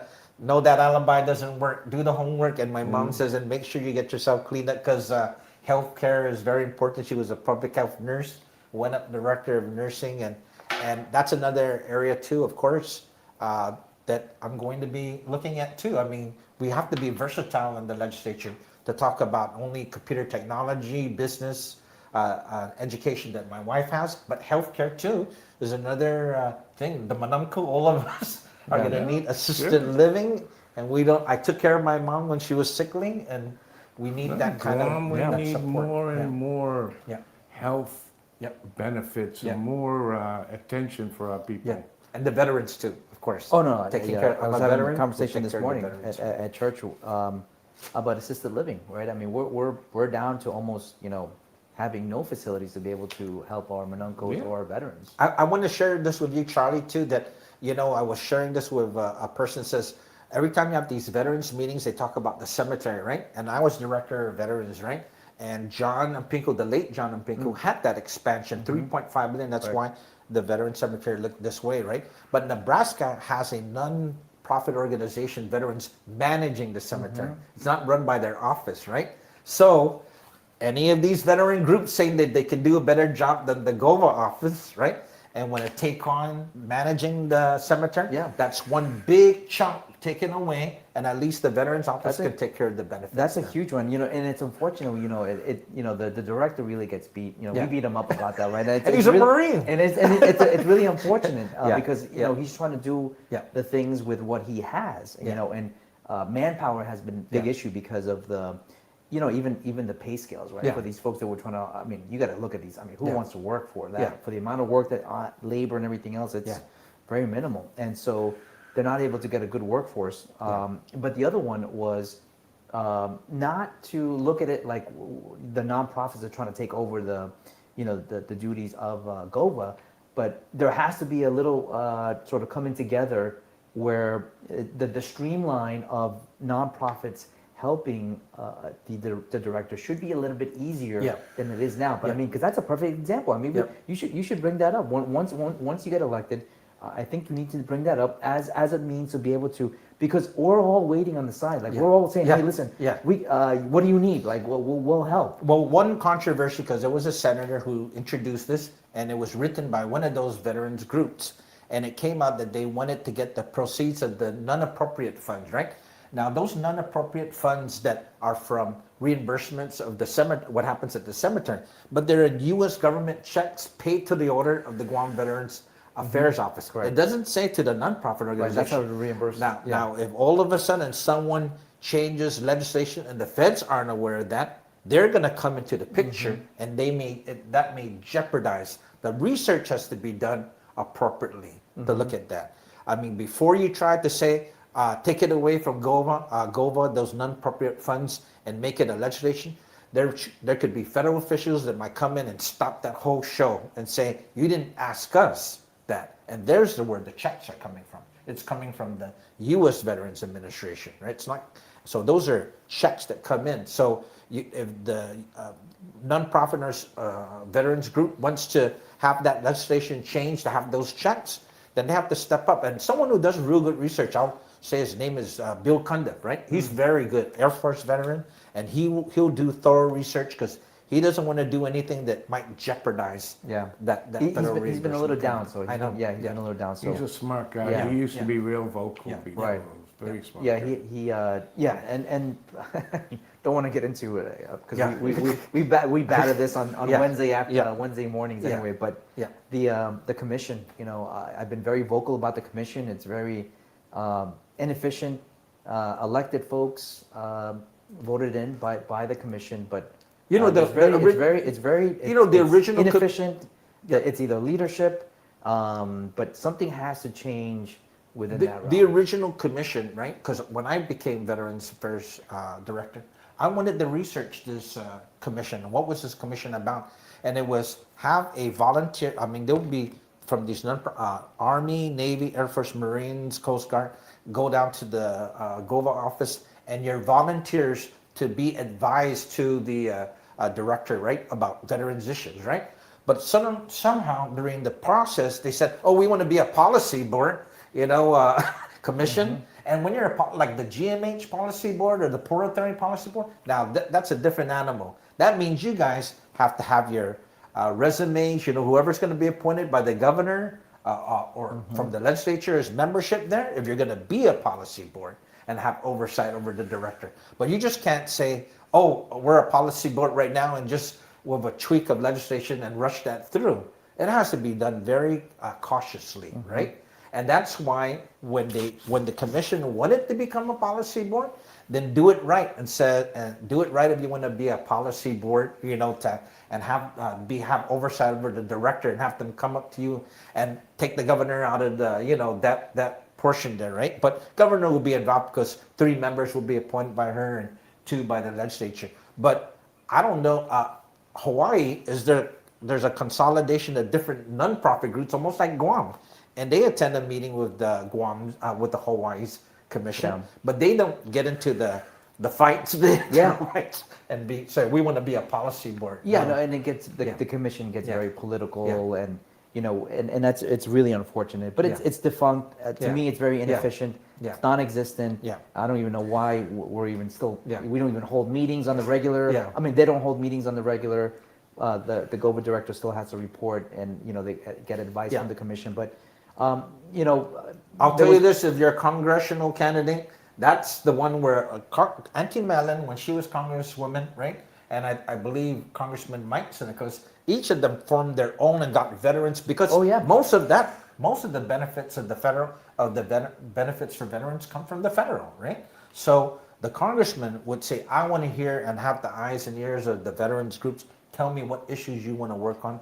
Federal side. Congressman Mike St. Nicholas, he really did a good job bringing in Mike, he did a really great job bringing in advice. He would pick up the phone and go around and call and he would generate, he didn't know it all, but he knew the people to call. And so anyway, on the veteran side, hopefully, definitely you understanding exactly how that works, we can really revamp the commission. There was even some legislation that was torn apart by certain groups. And because some of the commissions like the CUC, PUC, they get a small stipend. We're not saying they want to get paid, but if we're going to really structure it and make this commission really strong, I mean, we got to make it strong. And I'll tell you, Charlie, that on the slate, the Republican slate, Democrat slate, out of the 18 on the Democrat, 18 and Republican, there's about 5 or 6 of us that are military veterans. On the Republican side, same thing, about 5 or 6 or 7 that are military veterans. Are there? Yeah.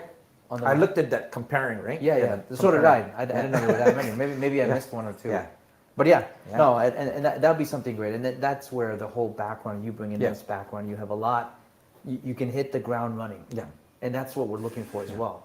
And hopefully whoever gets into Adelup there's no learning process. Yeah. They got to hit the ground running from day one. That's right. And enact. So I think that that's something very valuable you bring to the table, that you can hit the ground running from day one. So, whatever happens when people get elected, whatever we can do to support you from day one on getting things pushed through. We just want things, we want to see action. We want to see, and we know it, there's certain things that you sort of get handed once you get elected, and you have now 14 other folks that you need to work with. You just can't be a one-man show trying to push policy. You got to get the support. But we really want to see action. To me, it's always been about the execution.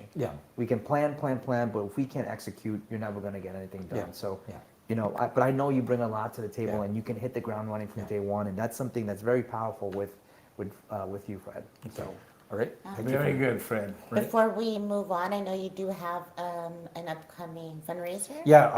I have an upcoming fundraiser June 6th, 6 to 10 p.m. over at the Tower of London in Tumon, right? June 6th was D-Day. Across from the Hilton. D-Day, right? Yeah. Omaha Beach, and so please, if you have get a chance, to come over and support my candidacy for senator. I'm number 8 on the ballot Democrat Party banner. Yes, and then you have, there's a bunch of comments. I want to acknowledge people that were in the chat as well. So we have Jerome McDonald. He says, half a day, Jeff. Half a day, Fred and Amber. Fred is a good friend of my brother John. So that's Jerome McDonald. Ray Elliott says, wish I could be there, Jeff. Then you also have Darlene Abbott says, hope you continue your posts to keep us updated on what's going on in Guam. Lily says, Biba, Fred Bordallo Jr., excellent work for security for wife? Guam. That's right. Hey, you gotta get it. That's good. That's good. Yeah. You got that's She's with you. Yes, building a better future for Guam. And she says, Bota number 8, very nice. That's right, number 8, right? Yep, Yes. number 8. Number 8 on the Democratic ballot, right? Yeah. Okay. Wait, and you're then Democrat. you're Democrat or Republican? Democrat. Democrat, right? That's See? I worked in the Reagan administration. Yes, okay.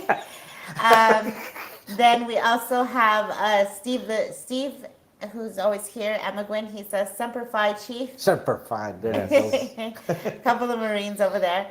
Robert Sargi, he says this, and I think we'll probably end with that comment. There are several other comments actually we have a few more. But we have Robert Sargis who says, to all the politicians that are running for office, please love and care for the people and our beautiful island. Please don't create bills and laws that will hurt and put hardship on our people. Our beautiful people are struggling and hurting right now. If you're running for other reasons besides helping the people, then maybe it's best you don't run at all. We all need to love one another and take care of each other. Have peace and love in your heart. Thank you. Dave Duenas says, Fred, you are spot on in reserve units and other agencies and prison expansion. Stephen Blake says, Hoy, good morning. Ginger Underwood says, best wishes, Freddie. I know you will do well for our people and our island. I pray you will win the election and hit the road working to achieve your goals. Lots of hugs, Auntie Jen. And then we also have, just one more. Richard Hill says, half a day, my brother Jeff. Let them have the truth. They don't want you to get in only because you probably would find out all the dirty doings and corruption. Shame on these people. And as an update to everybody who has been watching Jeff and Charlie's progress, they haven't been as vocal in what's going on, and that's because there's still a process in place. Well, I think that I want to say something anyways. On the 26th, there will be another commission special right now, meeting. we're going to say something. Okay. First of all, we entered the race without any experience. We are businessmen, we're not politicians. And things have been made and reticulated to the point that the name became paramount in filling out your petitions, which we didn't realize that, Jeff and Jeffrey would be different. When we turned in the form to the Election Commission on the 1st of April, they accepted Jeff and Jeffrey both. They accepted all of our petitions. They stamped it. We thought we were fine. we left thinking we're okay. On the petition form, it does not say legal name anywhere on there. I mean, Jeff, if I had a supporter that put my name on his petition as Jeffrey, Pleadwell instead of Jeffrey, that wasn't meant to fool the public. The people that signed our petitions knew that was me, and they knew Jeff and Jeffrey are the same. And I realize that in the past, there's been different things happen politically that have made the law become what it is. But it should also be able to be interpreted, thought about by the election commission, and then when the election board meets, have the time to be able to adjust or change. But the way it worked is, there's no time for the open government law to take effect, so we had no chance of being on the ballot. Is that correct? That is correct. You still have a meeting on the 26th to discuss the final commission level review, to get a final note from the commission. Right. Well, do you think they're gonna be able to put us on the ballot? Well, the commission, according to the Guam laws, the commission has the ability to. Now let's go back a little bit so we can go into the legalese of everything, right?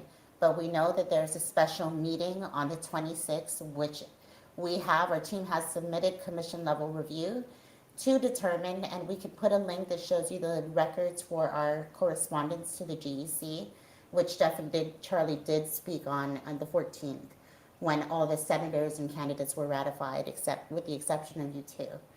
That correspondence provided what is now the special meeting on the 26th, which is a special meeting for a commission level review. Now, that requires the commission to actually look at the numbers, how the numbers are counted, and to determine whether or not you actually qualified.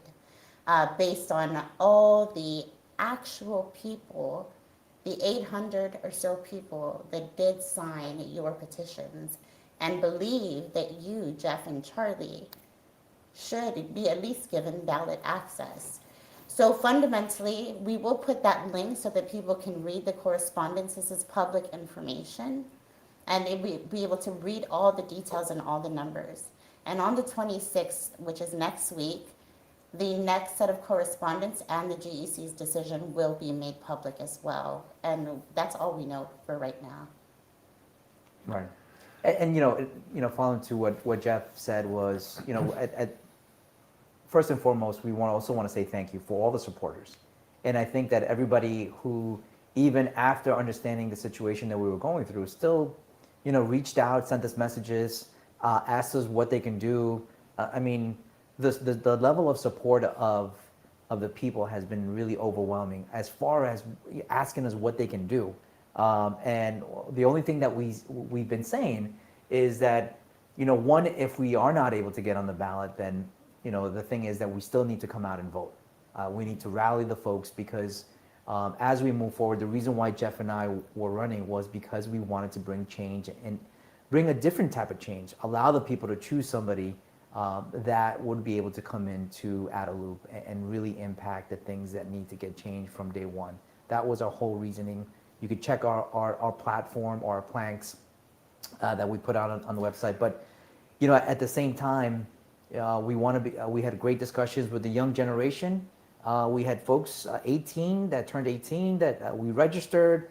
They asked us what we were all about, and they were very excited. And there was a lot of other 20 to 30 crowd that really wanted to come out and vote, understanding that they had registered, but because they haven't voted in the last 2 consecutive elections, because they, what they said was that there was no reason, for them to go out and vote, and so they hadn't voted. They thought they were registered, but they were not. But they came out and signed our petition because they said, you know what, I think I'm going to come out now. But so those numbers were taken out of our numbers, which was still minimal. And so even those voters, we want to make sure that we get as many people to come out and vote, because right now a small quantity of the ones that are going to come out and vote should not determine the fate of the island.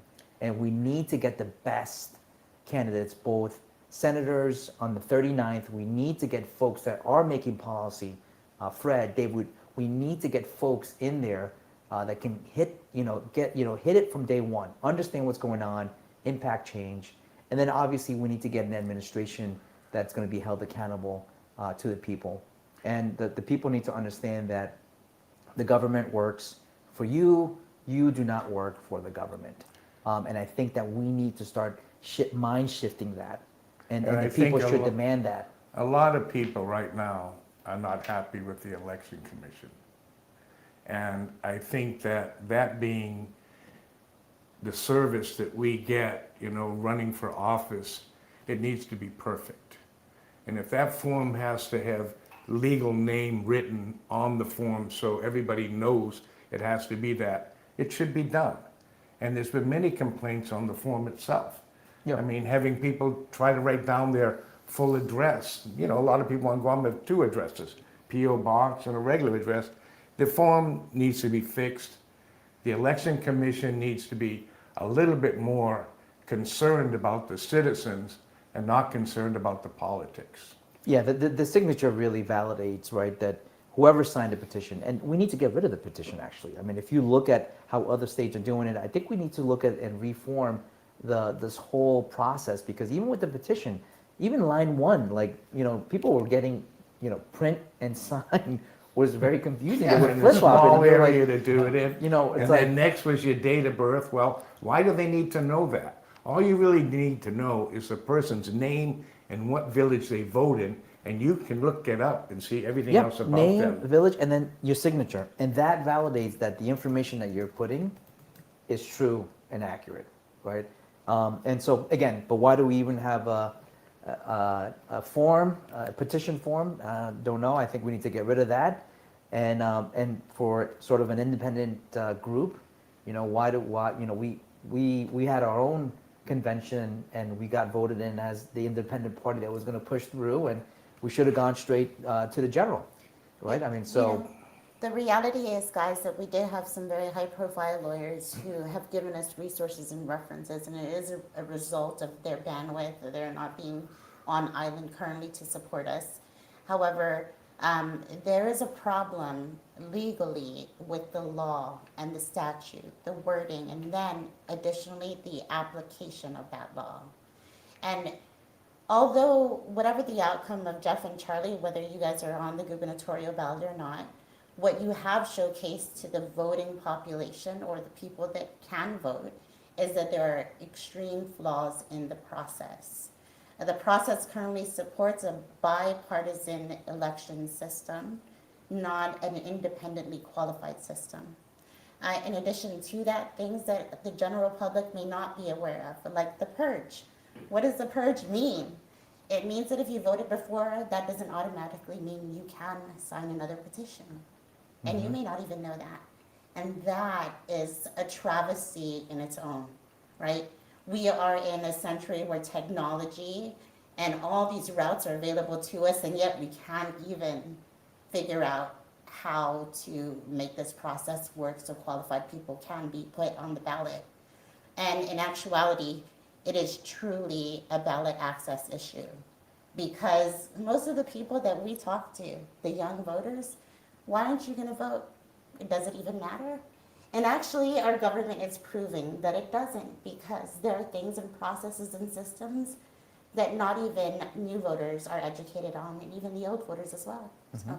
No, absolutely. But again, we still have to rally, whether we're on or not. We still need to, the push is we still need to rally the troops, get them registered, come out and vote, and get the best candidates into the 39th. And Absolutely. Fred, you're being one of them, so. All right. Yeah. Fred, you did a good job today, man. Thank you. Thank you for John. coming. Yeah, thank you so much. Yeah. Right. Absolutely, and we do have some +1, ±1 for everybody who's listening and watching. We do rate or give the government, the candidates, gubernatorial candidates, a +1 or -1 on the week based on the progress going forward. I know Jeff and Charlie are like, oh, yes, we're going to do that because we're making sure we have integrity in our system. You can go to hafahour.com to vote alongside with us and give the candidates a +1 or -1 based on their performance this week. And Charlie, we can start with you. Oh, okay. So these are the official candidates now, right? Well, so the some ratified, of them, ratified, ratified. Okay. Well, you don't have all of them there now, so. I think we're good with this with Marcel, right? Marcel's officially We've decided Marcel's is Finadini. yeah, absolutely. Let me see. So this week, what was I looking at?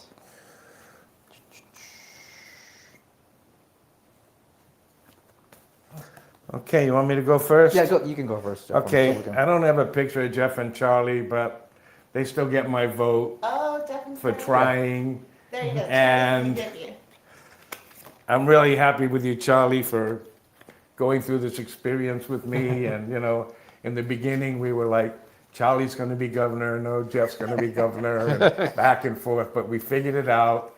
We're just sorry that the Election Commission accepted our petitions without telling us it was wrong. So that's a minus as the Election Commission.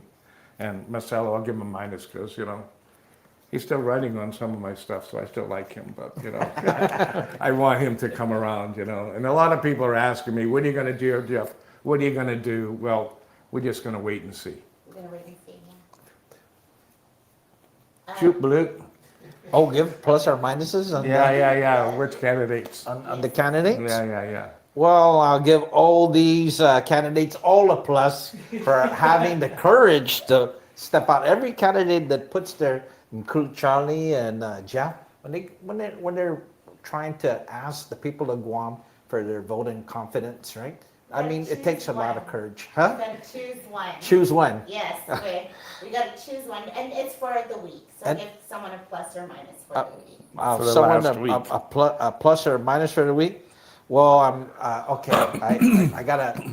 I'm a little bit biased now, but since Governor candidate Josh Norrell said he wants to get into the vocational trades and get into investment on that, like the GCC trades. I attended the Guam Community College graduation at UOG, and I saw all these 300 graduates come out, and I told them, go to Charlie's course over there in another 2 years at UOG, but don't stop your learning. And that's a plus for me when Lieutenant Governor Josh Norrell wants to highlight the need for vocational traits, and expansion of that and opportunities for individuals for the entire island of Guam.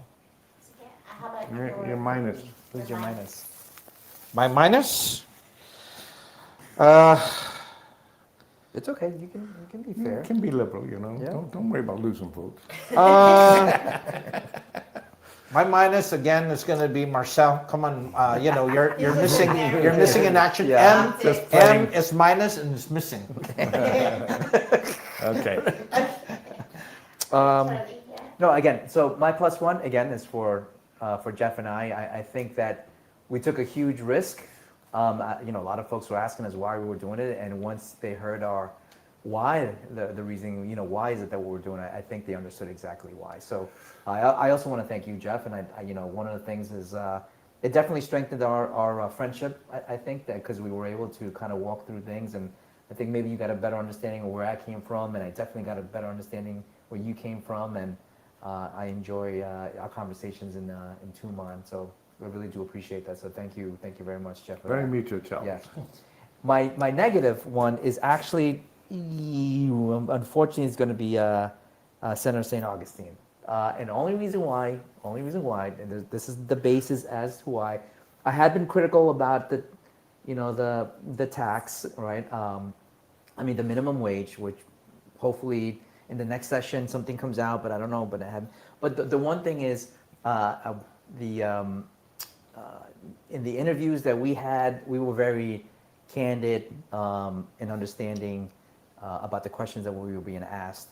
But I saw him looking down on his phone quite a bit when he was doing his interview on the PDN. So Senator, a little bit more candidness as far as the response.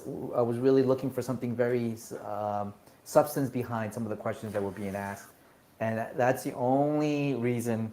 So nothing bad, but I was just saying that's the only, out of all of them, that's the only one that I could really kind of pinpoint. So sorry, Senator, sorry about that. So, but that's my +1 and -1 for this week. Well, that's it, guys. So for any of those who want support Charlie and Jeff, just go ahead and message us, and we will give you more information. There's a meeting coming up, and you can meet us on the 26th. We will be there. Likely there is a public commenting period. And for those of you who want to support Fred, he has an upcoming fundraiser as well at the Tower of London. June 6th? On the 26th. No, on June 6th. June 6th. June 6th. I remember. And how do they buy the tickets at the door? Yes, Okay. we'll have tickets sold at the door. Okay, and do you have a website or social that you would like them to follow you on? I don't have my webpage set up, but I always leave my phone number, 671-486-6921. Just call me directly. All right, and then the biggest and final question we always have is, have you heard of the song, and are you ready to dance? Have I heard of the song? The Hafa Hour song. The Hafa Hour song. And are you ready to dance? Yes, I'm ready. All right, okay, everybody must be ready to dance, okay. And we still haven't shortened it, right? Yeah, put on the short A version. whole 8 minutes long, Charlie's been begging us to shorten it. It's like doing exercise. Well, you know, you gotta get cardio in somewhere, guys. Okay. And then for future, My son does roots reggae. You know, he's coming back from Florida. Real Welcome to Hafa Hour, Guam Unfiltered. Ahoy! Roots reggae. Oh, for a die Guam, hear that I come alive. From just Pirates Cove, we sailing for what's right. Captain Jeffrey P. will keep the compass true. Andrea on the map, Guam directory coming through. Things with the signal, save our start up loud. Doc Akimoto on deck, AMC proud. Oh, there's Doc Akimoto. Where is Hey, Doc. Where are you? you? He's still flying. Guy's been gone for weeks. Oh, he would have loved to be here with Fred. Yeah. Oh, yeah, that'd be good. Oh, yeah.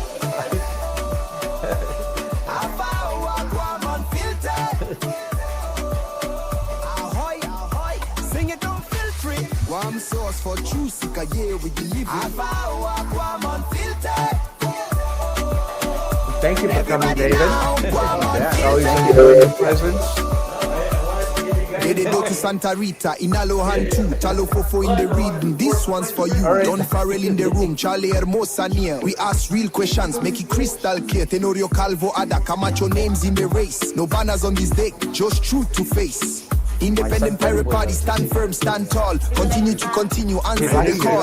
Clap, clap, lean in close, let the real talk run. Hagotnya to 2 months, everybody has one. No hush on the ship, no fear in our eyes. Raise the sails to the truth, watch the whole place rise. But it's good enough. Bananas or fish. Hafa Hour, Guam Unfiltered. Hafa Hour, Guam Unfiltered. It's exercise. Yeah. Ahoy, This is sing it, the don't kind of feature that it. Guam is- sauce for true seekers, here we deliver it. Guam Unfiltered. Everybody now, Oh, we didn't Unfiltered. talk about the lunch. No, believe me, because the barbecue. I'm trying A to... little bit. Oh, you did? Okay, good. White ladies breach when the night wind blow. gonna have barbecue. Truth We don't got a lot scare when going the on truth today. must We got a show. film crew Chief at my Gadao house. and Motafang strength we carry on Sarina in the tide sing Guam sing along. Lucky they didn't ask me about lower Continue person to officers continue. to condition. Independent pirate Because when we party. do our test and deepening, 1, 2, 5, 10, 20 past, you did your 20. I'm trying to get you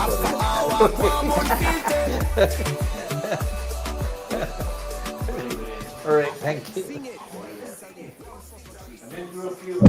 Wait. Bye, everyone. Yeah, it seems like everybody we I bring was here out does a when great you're job. Oh, you know? You're so audible. Good observation. But, you know, sometimes it's a little bit better. Yours was good. Thank you. Okay. Very informative. Yep. And something I will support. All right, thank you, Dean. You know, Right. Again, being on the inside, I Yeah. think that's really powerful. Yeah. Kind of understanding the whole makeup, right? Yeah, because, You you don't have know, to even the DLC budget hearing, when they, when the DLC budget hearing, when, Chris goes, this was well researched. Oh my God, the 2020 procuring 3 houses and. Oh yeah. No. I've actually been. Shake hands. Right. Wave again. Adios, mabuhay. Adios.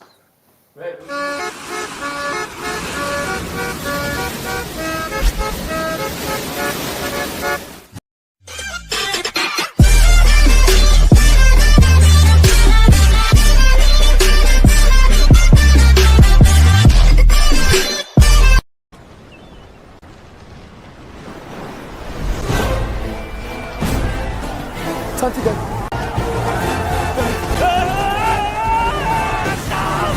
A few moments later. 10, 9, 8, 7, 6, 5, 4, 3, 2, 1.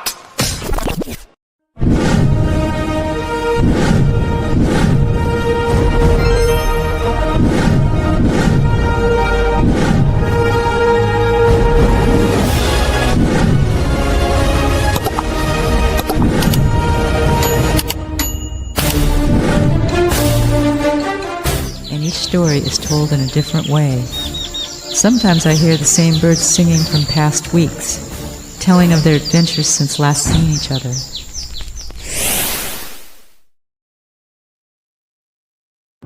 It took just 24 hours for us to lose control of the city. Tonight, Gotham's relying on command to save us all.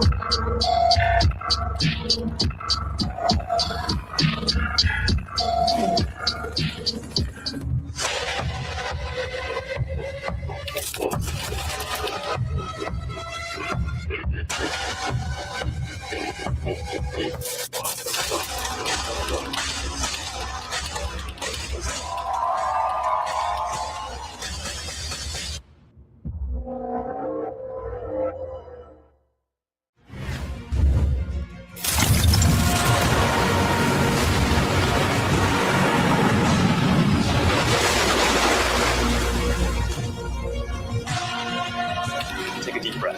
Can you tell me exactly what happened? We were outside the outlets when someone tried to...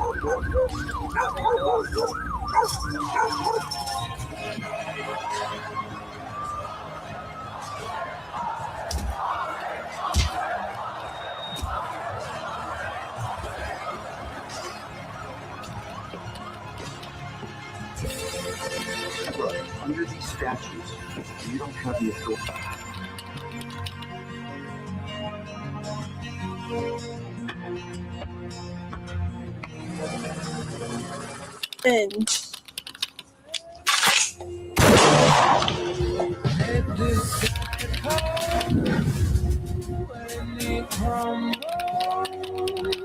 We will stand together. Responsible gun ownership is the law.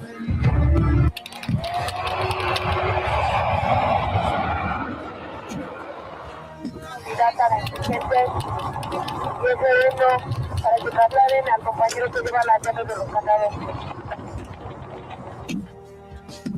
That sky falls.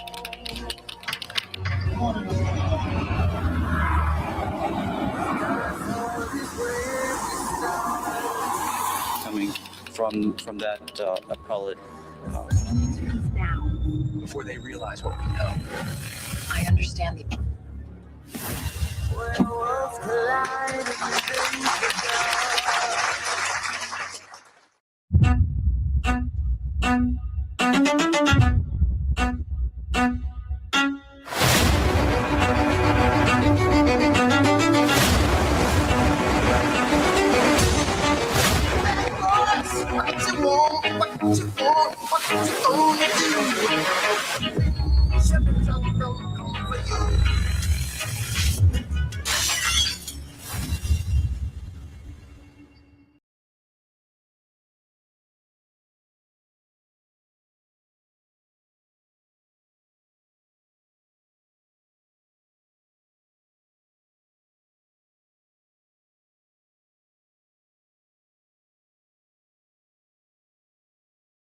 I started something the day I was supposed to start it. Monday deadline. I start Sunday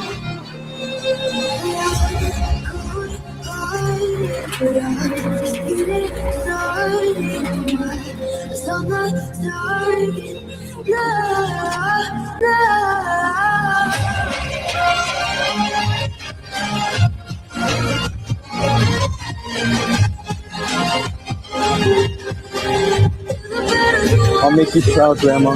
Promise. That's better. Okay, we're done. The property lines. Sir, please wait here. I need you to stay by the car. Okay, I got it. Just tell me what happened. Has been breached. Confirmed reports of multiple attacks in the capital. Please, we're now in a state of alert. Go, go,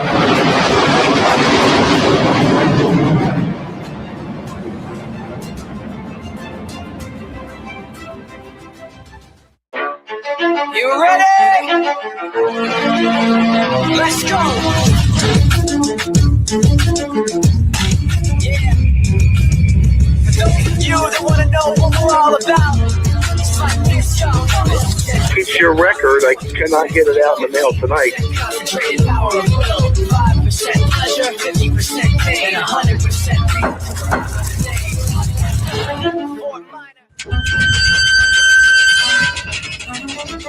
Come on in. Yes. But I didn't. Details emerging of a major political scandal shaking the island.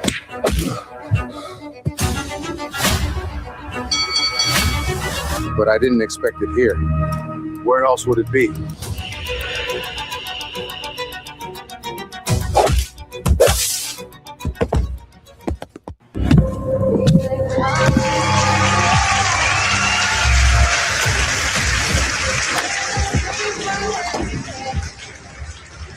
Only thing that's on my mind is who's gonna run this town tonight. Yeah, I said it, we are. This is Rodney. Hey everyone, how's it going?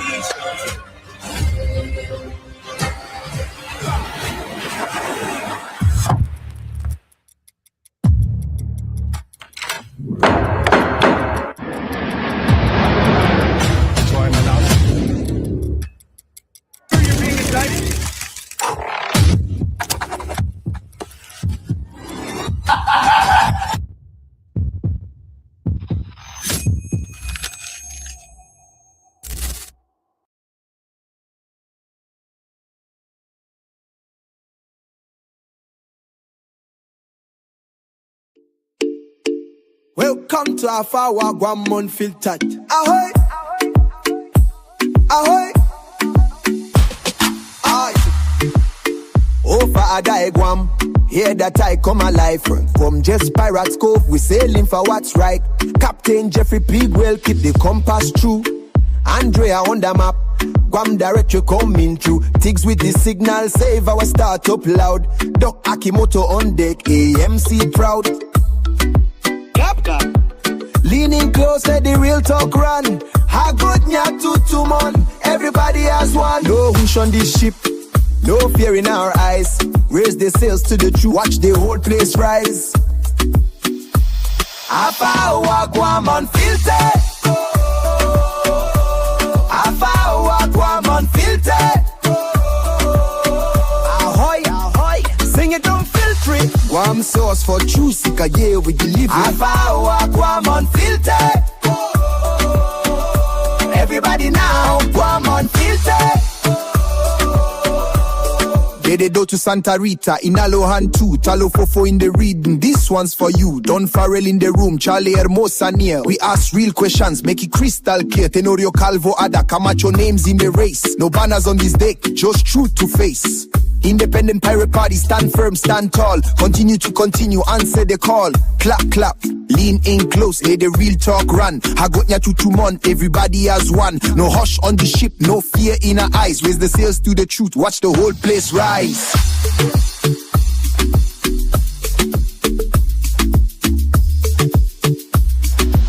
Hafa Hour, Guam Unfiltered. Hafa Hour, Guam Unfiltered. Ahoy, sing it, don't filter it. Guam sauce for true seekers, yeah, we deliver it. Guam unfiltered. Everybody now, unfiltered. White ladies breach when the night wind blow. Truth don't scare when the truth must show. Chief Gadao and Matapang strength we carry on. Sarina in the tide sing, Guam sing along. Continue to continue. Independent pirate party. Hafa Hour, Guam unfiltered. Hafa Hour, Guam unfiltered. Ahoy, sing it, don't filter it. Guam sauce for true seekers, yeah, we deliver it. Tune into Hafa Hour, Guam.